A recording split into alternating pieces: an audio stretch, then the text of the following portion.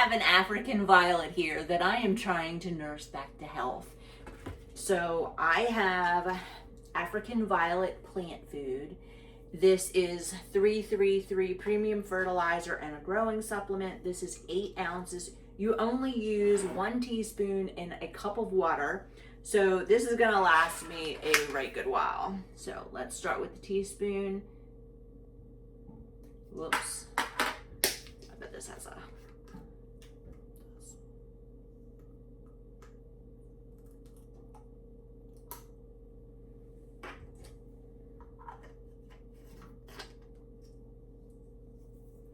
So it does not say that I need to shake this, but I am going to turn it upside down just to make sure that it's mixed.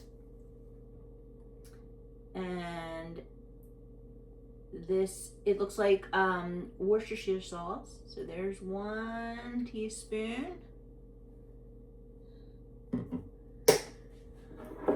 add some water to this.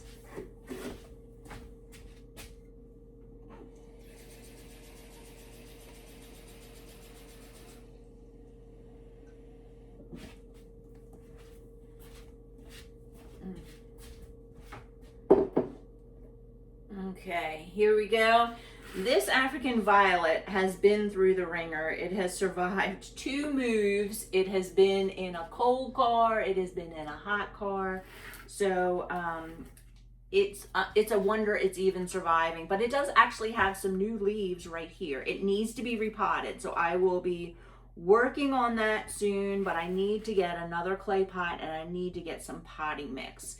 My grandmother, when I was growing up, had gorgeous African violets that were her mother's, and she had shelves above her kitchen sink, and they were just full of these beautiful African violets.